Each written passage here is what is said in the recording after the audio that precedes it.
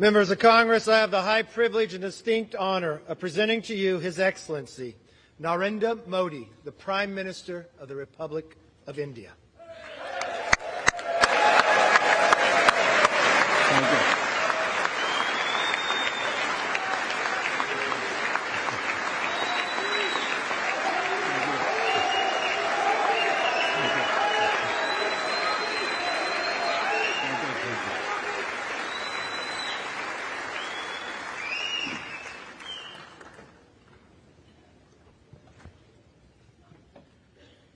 Mr. Speaker,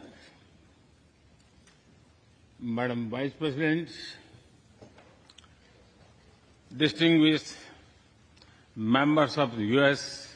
Congress, ladies and gentlemen,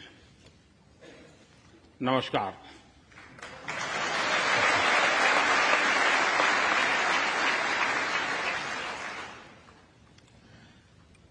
It is always a great honor to address the United States Congress.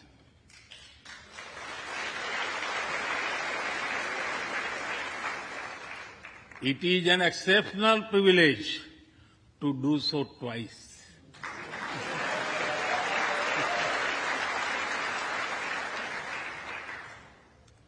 For this honor, I extend my deepest gratitude on behalf of the 1.4 billion people of India.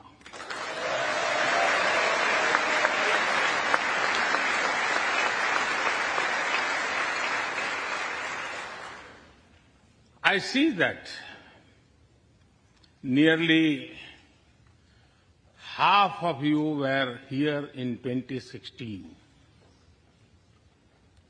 I feel your warmth as old friends.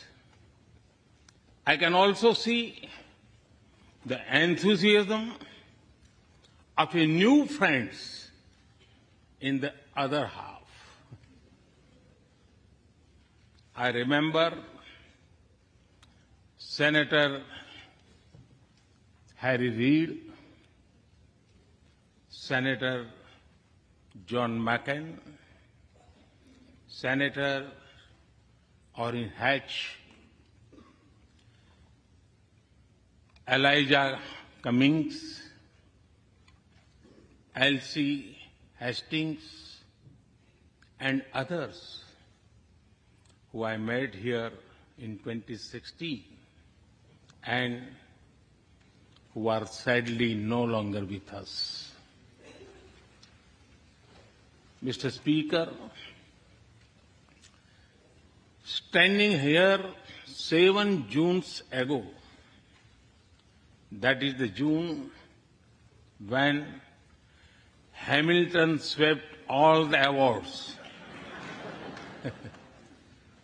I said that the hesitations of history were behind us.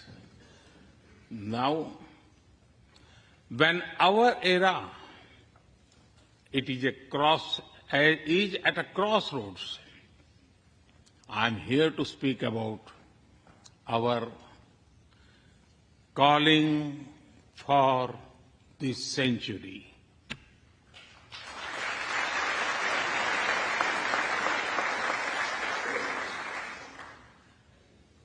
Through the long and widening road that we have traveled, we have made the test of friendship. A lot has changed since I came here 7 summers ago. But a lot has remained the same, like our commitment to deepen the friendship between India and the United States.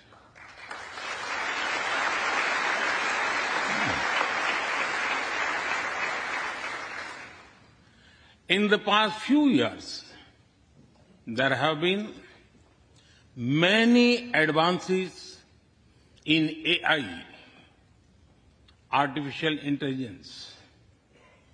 At the same time, there have been even more momentous development in another AI, America and India.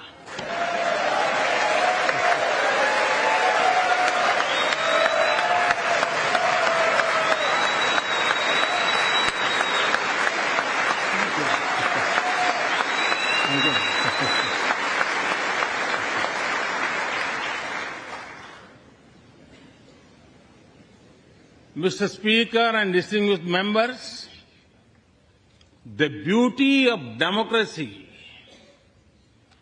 is the constant connect with the people, to listen to them and feel their pulse. And I know this takes a lot of time, energy, effort, and travel. It is a Thursday afternoon, a fly-out day for some of you. So I'm grateful for your time. I also know how busy you have been this last month. Being a citizen of a vibrant democracy, myself, I can admit one thing, Mr. Speaker, you have a tough job.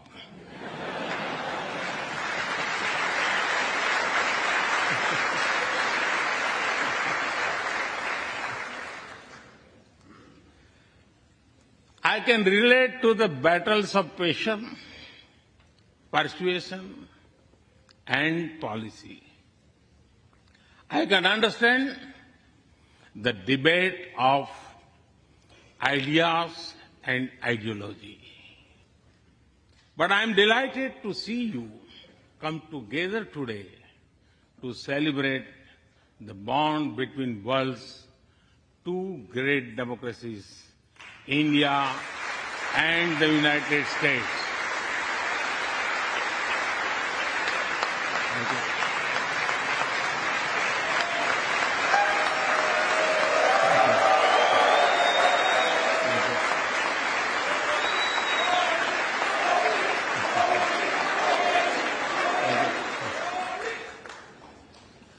I'm happy to help out. I'm happy to help out whenever you need a strong bipartisan consensus.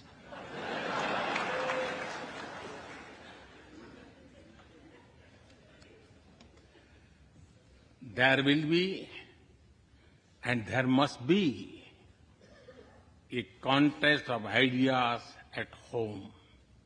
But we must also come together as one when we speak for our nation.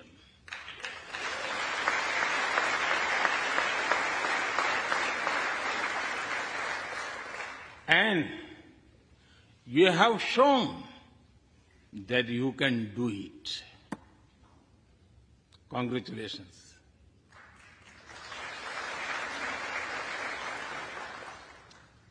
Mr. Speaker, the foundation of America was inspired by the vision of a nation of equal people. Throughout your history, you embraced people from around the world, and you have made them equal partners in the American dream.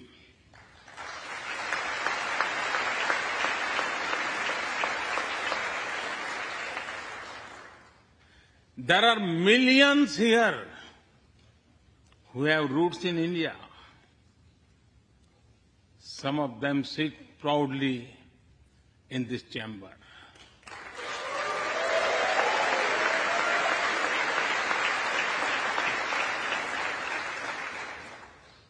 And there is one behind me who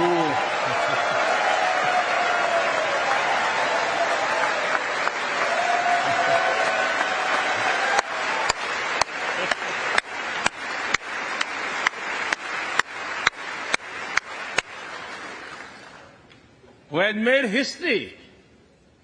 I'm told that the Samosa caucus is now the flavor of the house. I hope it grows and brings the full diversity of Indian cuisine here.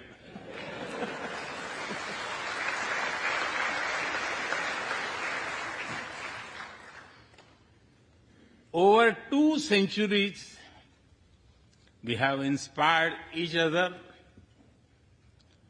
through the lives of great Americans and Indians. We pay tribute to Mahatma Gandhi and Martin Luther King Jr.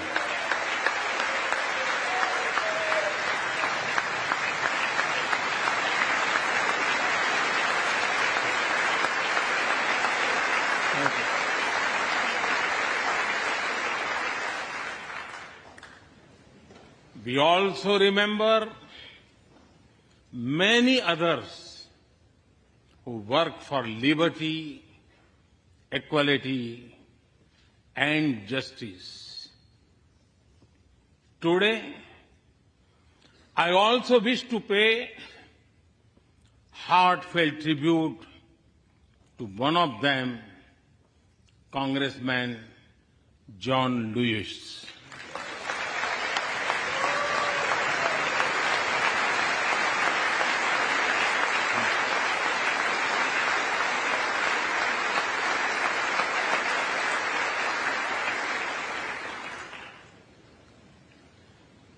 Mr. Speaker, democracy is one of our sacred and shared values. It has evolved over a long time and taken various forms of systems. Throughout history, however, one thing has been clear.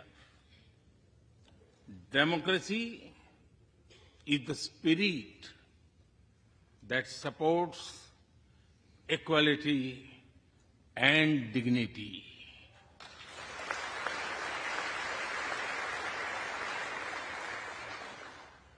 Democracy is the idea that welcomes debate and discourse.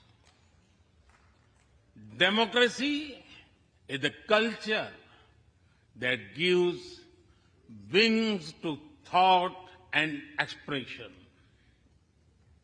India is blessed to have such values from times immemorial. In the evolution of the democratic spirit, India is the mother of democracy.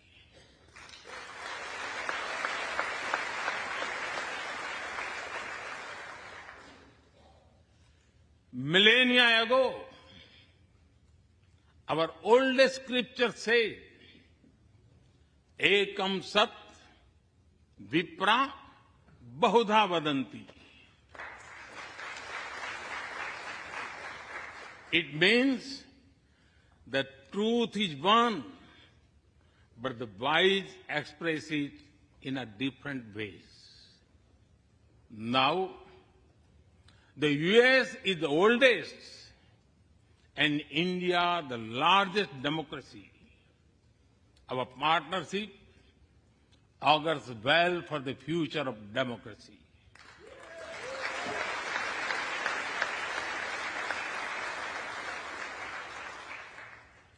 Together, we shall give a better future to the world and a better world to the future.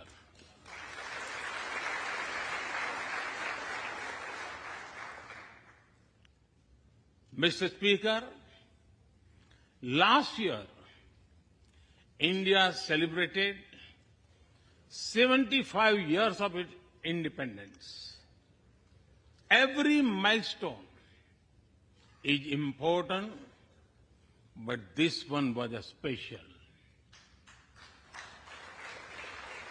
We celebrated a remarkable journey of over 75 years of freedom after 1,000 years of foreign rule in one form or another.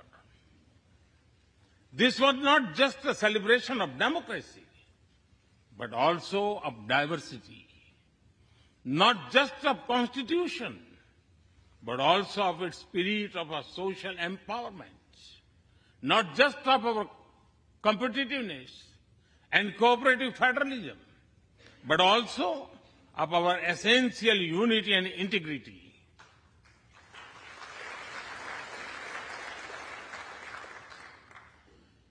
We have over 2,500 political parties.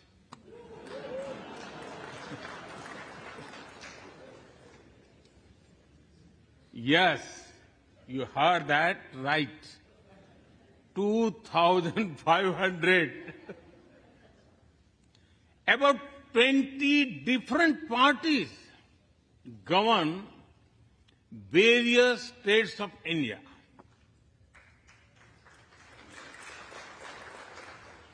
We have 22 official languages and thousands of dialects, and yet we speak in one voice.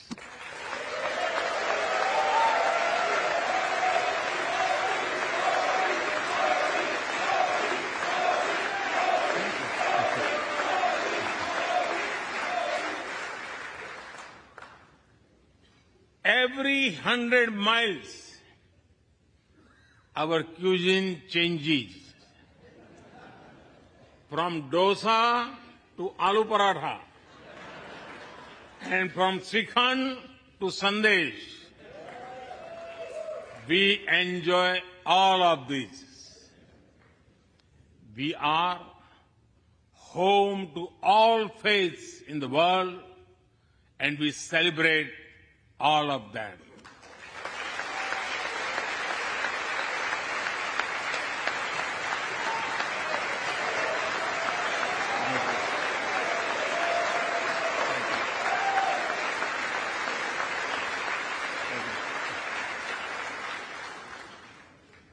In India,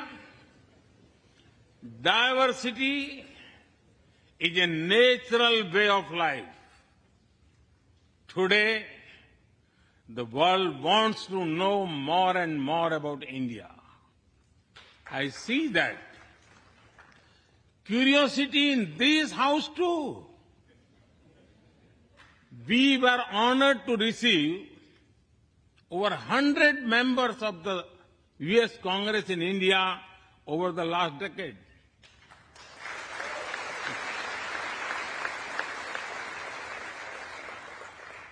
Everyone wants to understand India's development, democracy, and diversity.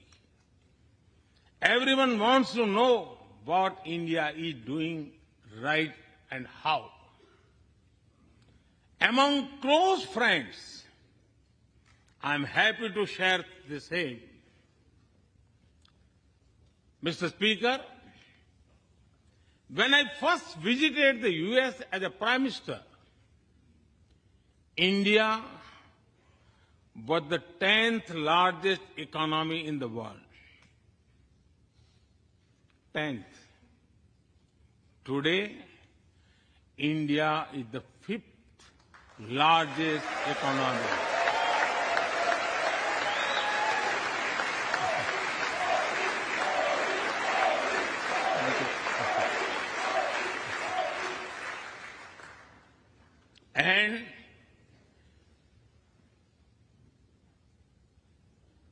And India will be the 3rd largest economy soon.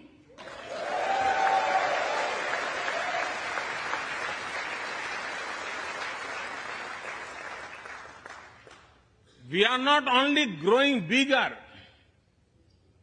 but we are also growing faster. When India grows, the whole world grows.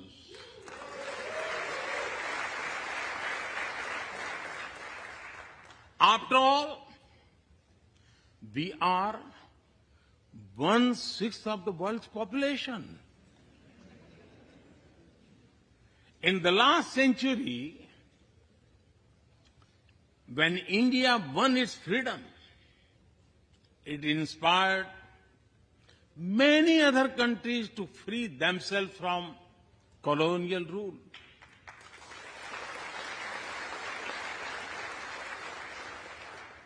In this century, when India sets benchmark in growth, it will inspire many other countries to do the same.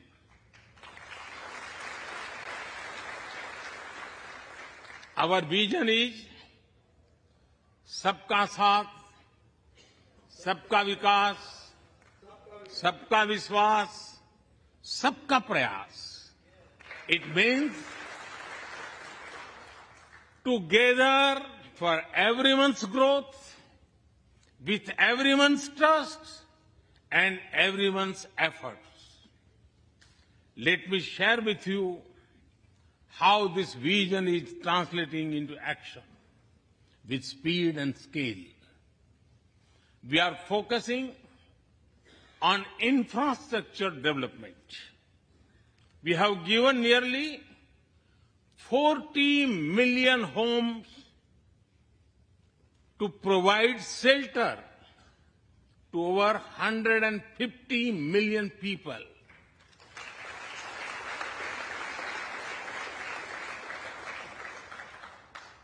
That is nearly 6 times the population of Australia.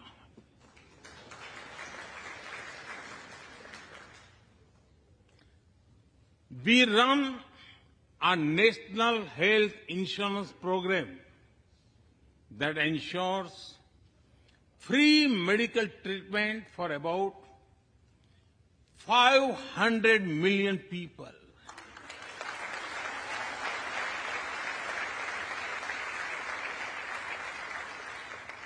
$500 million people, that is greater than the population of South America. We took banking to the unbanked with the world's largest financial inclusion drive. Nearly 500 million people benefited. This is close to the population of North America. We have worked on building digital India. Today, there are more than 850 million smartphones and internet users in the country.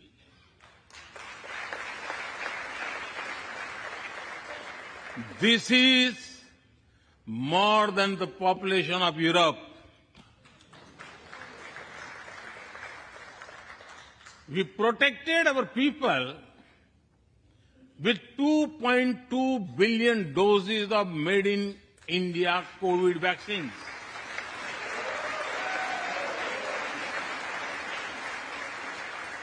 And that too free cost.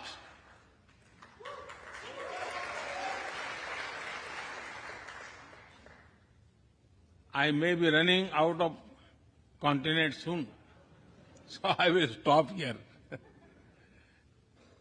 Distinguished members, the Vedas are one of the world's oldest scriptures. They are a great treasure of humanity composed thousands of years ago. Back then, women sages composed many verses in these Vedas. And today, in modern India, women are leading us to a better future.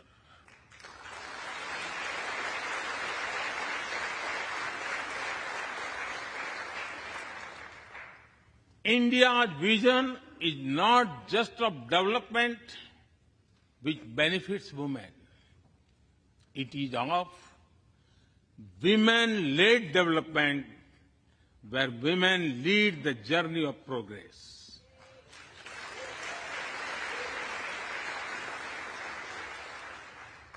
A woman has risen from a humble tribal background to be our head of states.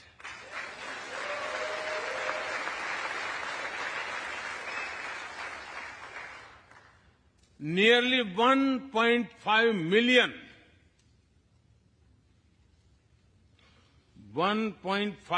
million elected women lead us at various levels. And that is of local governments. Today, women serve our country in the Army, Navy, and Air Force. India also has the highest percentage of women airline pilots in the world.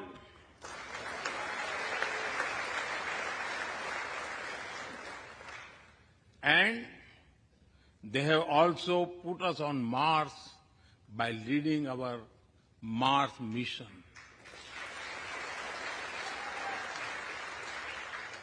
I believe that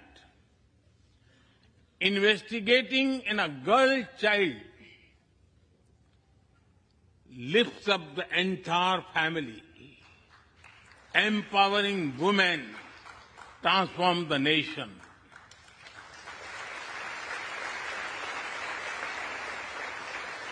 Mr. Speaker, India is an ancient nation with a youthful population. India is known for its traditions, but the younger generation is also making a hub of technology, be it creative reels on Insta or real-time payments.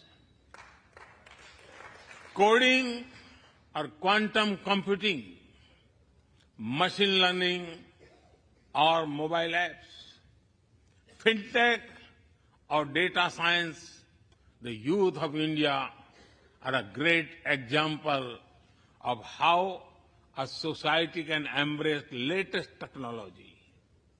In India, technology is not about innovation, but also about inclusion.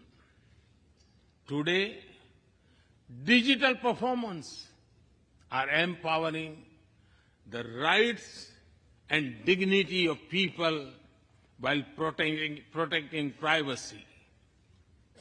In the last 9 years, over 1 billion people got a unique digital biometric identity connected with their bank accounts and mobile phones.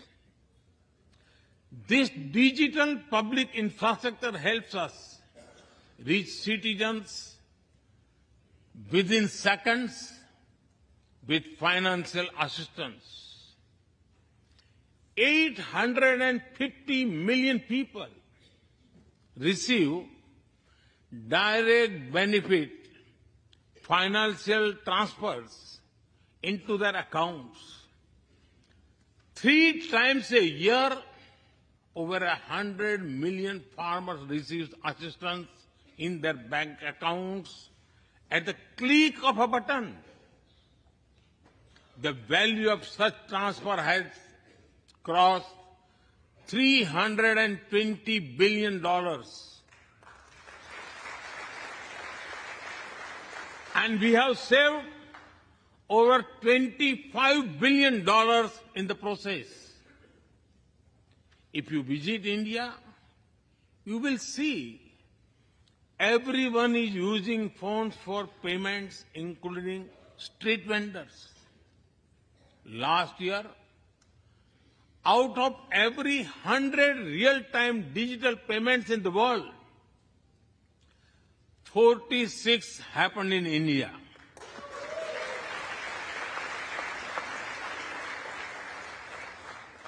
nearly 400,000 miles of optical fiber cables and cheap data have ushered in a revolution of opportunities. Farmers check weather updates. The elderly get social security payments. Students access scholarships. Doctors deliver telemedicine. Fishermen check fishing grounds, and small businesses get loans with just a tap on their phones. Mr. Speaker, a spirit of democracy, inclusion, and sustainability defines us. It also shapes our outlook to the world. India grows while being responsible about our planet. We believe, Mata Bhumihi Putro Aham Prithviyaha. This means the earth is our mother and we are her children. Indian culture deeply respects the environment and our planet.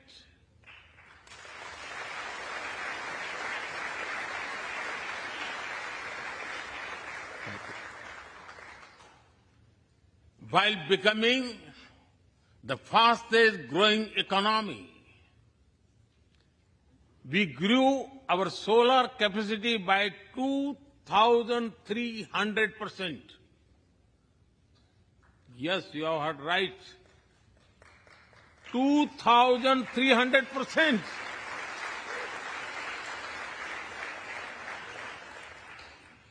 We became the only G20 country to meet its Paris commitment.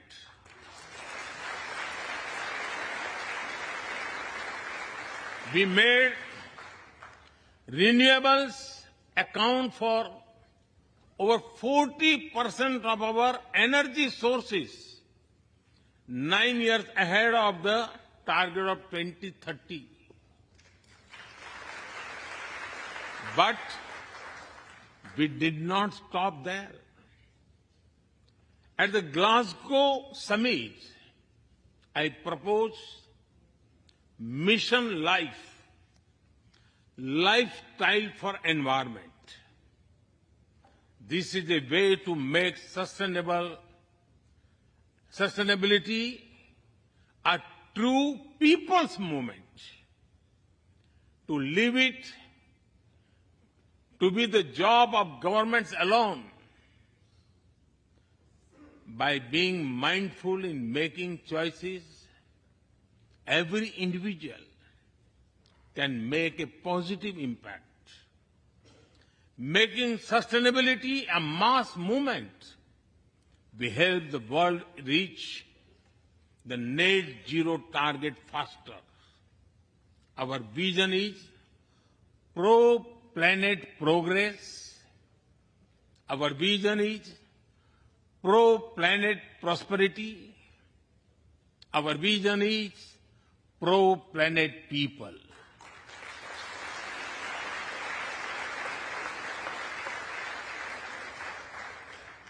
Mr. Speaker, we live by the motto of Vasudhaiv Kutumbakam, or the world is one family.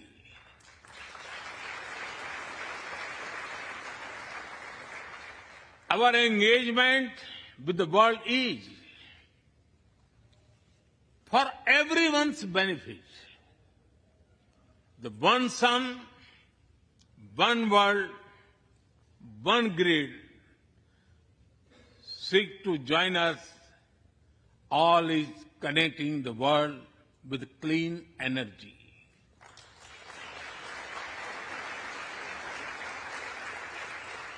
One Earth, One Health is a vision for global action to bring quality health care to everyone, including animals and plants.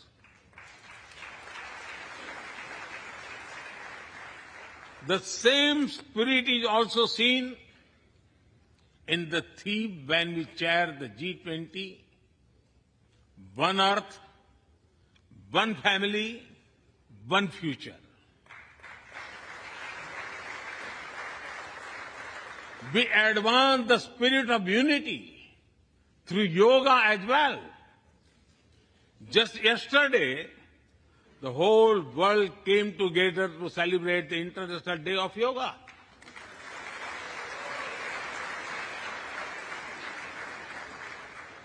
Just last week, all nations joined our proposal at the UN to build a memorial wall to honor the peacekeepers.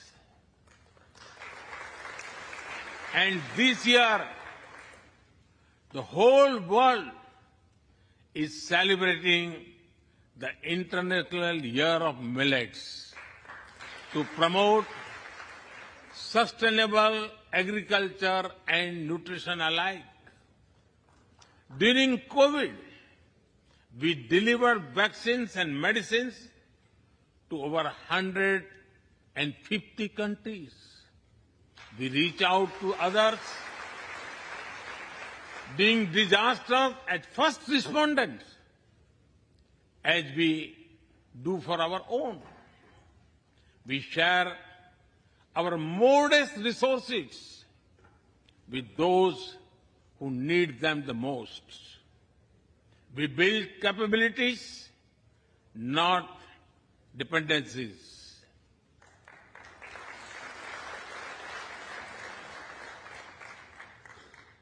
Mr. Speaker, when I speak about India's approach to the world, the United States occupy a special place. I know.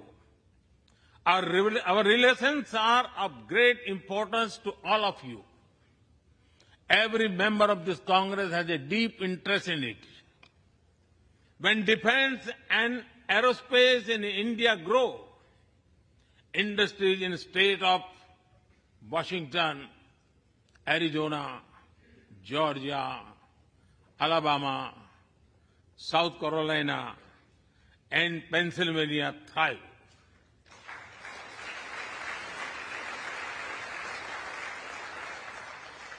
When American companies grow, the research and development centers in India thrive. When Indians fly more, a single order for aircrafts creates more than 1 million jobs in 44 states in America.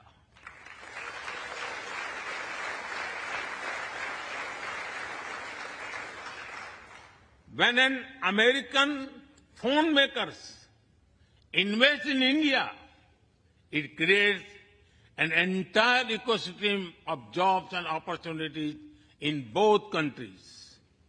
When India and US work together on semiconductors and critical minerals, it helps the world in making supply chains more diverse, resilient, and reliable.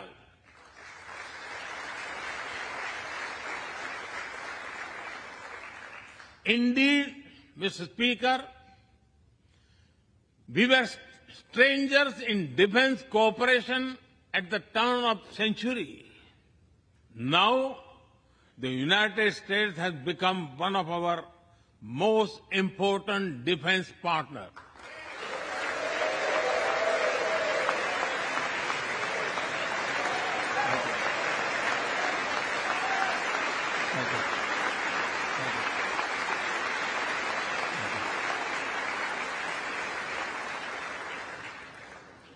Today, India and the US are working together in space and in the seas, in science and in semiconductors, in startups and sustainability, in tech and in trade, in farming and finance, in art and artificial intelligence, in energy and education, in healthcare and humanitarian efforts.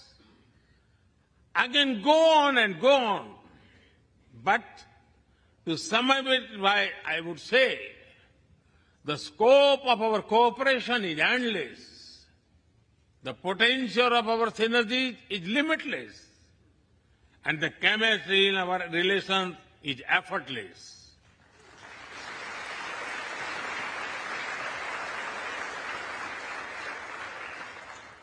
In all this, Indian Americans have played a big role.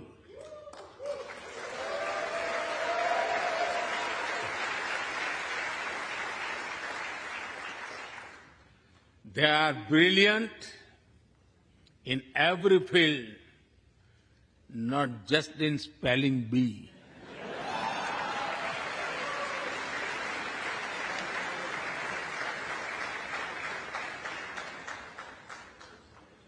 With their hearts and minds, talent and skills, and the love for America and India, they have connected us.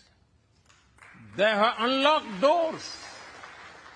They have shown the potential of our partnership. Mr. Speaker, distinguished members, every Indian Prime Minister and American President of the past has taken our relationship further. But our generation has to honor of taking it to greater heights.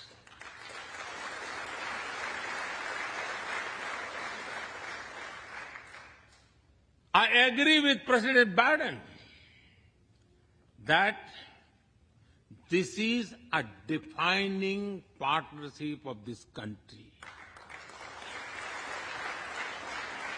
because it serves a larger purpose. Democracy, demography, and destiny give us the purpose. One consequence of globalization has been to cover over concentration of supply chains. We will work together to diversify, decentralize, and democratize supply chains.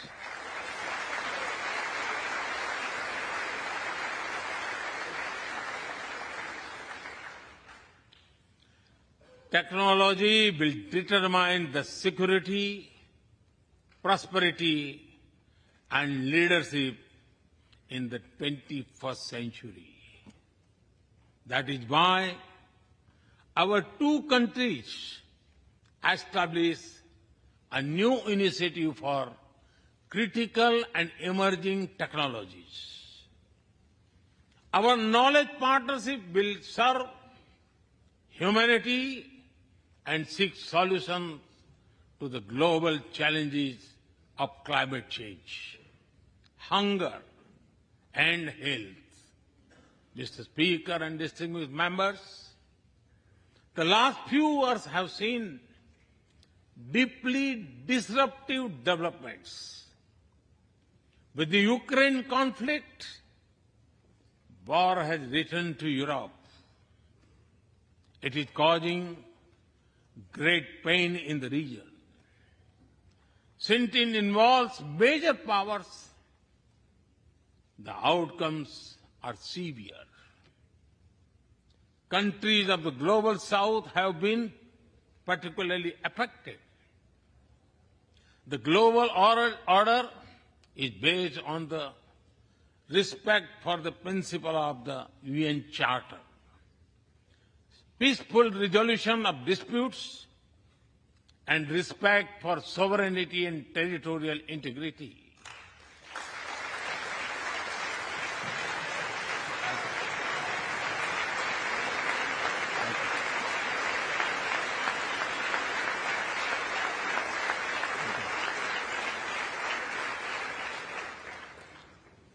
As I have said directly and publicly, this is not an era of war.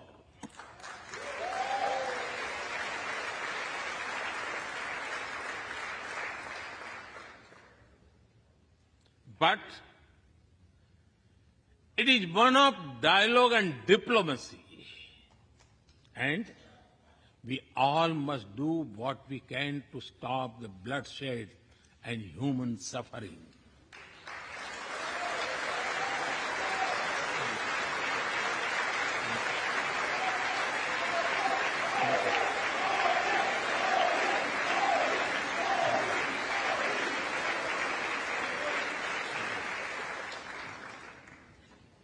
Mr. Speaker,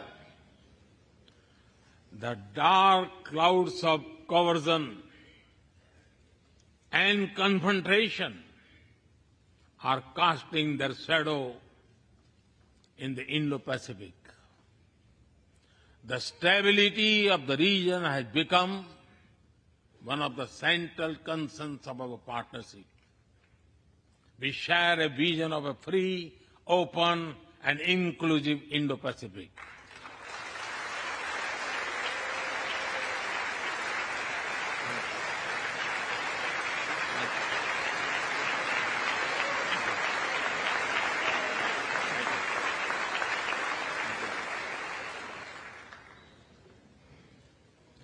Connected by secure seas, defined by international law, free from domination, and anchored in ASEAN centrality.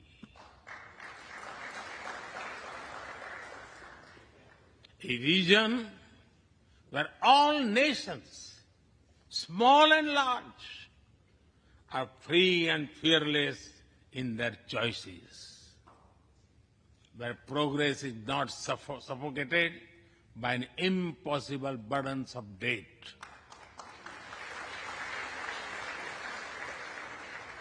Where connectivity is not leveraged for strategic purposes, where all nations are lifted by the high tide of shared prosperity.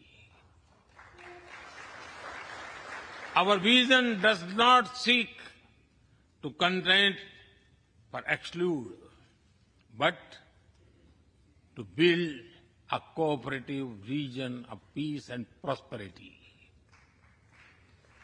We work through regional institutions and with our partners from within the region and beyond. Of this, Quad has emerged as a major force of good for the region.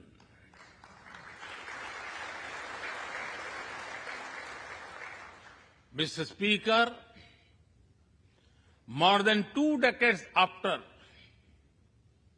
9/11 and more than a decade after 26/11 in Mumbai, radicalism and terrorism still remain a pressing danger for the whole world. These ideologies keep taking new identity and forms, but their intentions are the same. Terrorism is an enemy of humanity, and there can be no ifs and buts in dealing with it.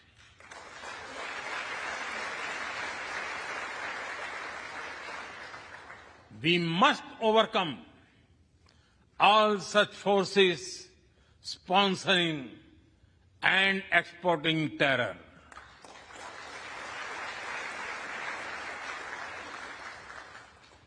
Mr. Speaker,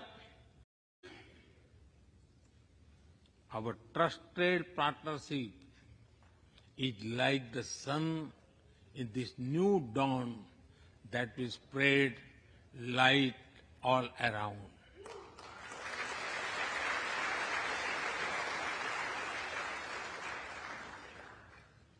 I'm reminded of a poem that I once wrote. आसमान में सिर उठाकर, आसमान में सिर उठाकर, घने बादलों को चीरकर, रोशनी का संकल्प ले, अभी तो सूरज उगा है।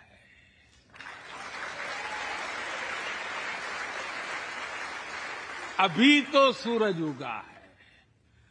दृढ़ निश्चय के साथ चलकर, दृढ़ निश्चय के साथ चलकर, हर मुश्किल को पार कर, घोर अंधेरे को मिटाते, घोर अंधेरे को मिटाने अभी तो सूरज उगा है।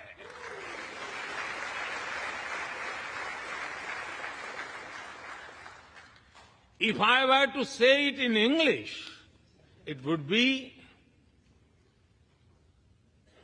rising its head in the skies, piercing through the dense clouds with the promise of light. The sun had just risen, armed with a deep resolve, overcoming all the odds to dispel the forces of darkness. The sun had just risen.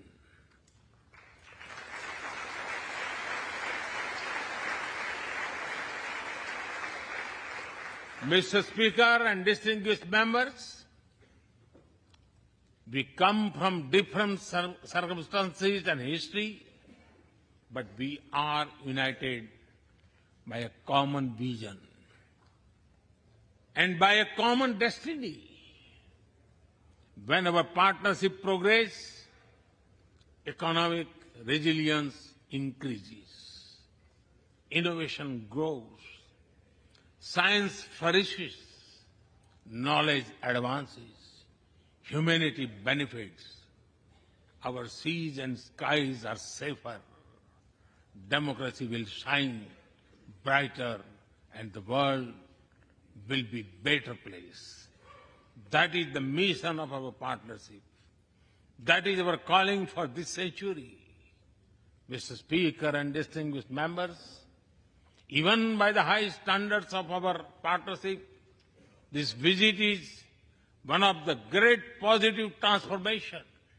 Together, we shall demonstrate that democracies matter and democracies deliver.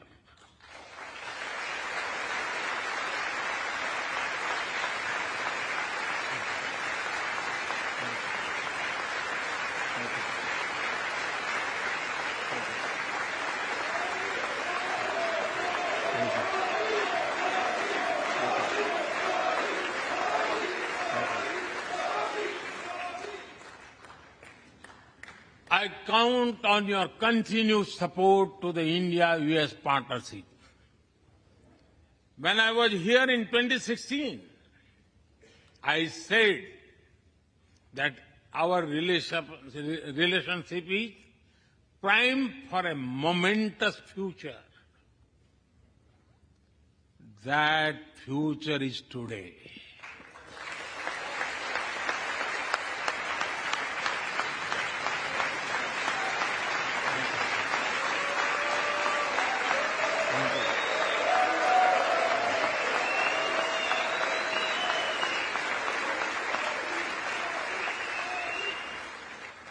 Thank you once again, Mr. Speaker, Madam Vice President, and the distinguished members of this honor. God bless America. Jai Hind. Long live India-US friendship. Thank you.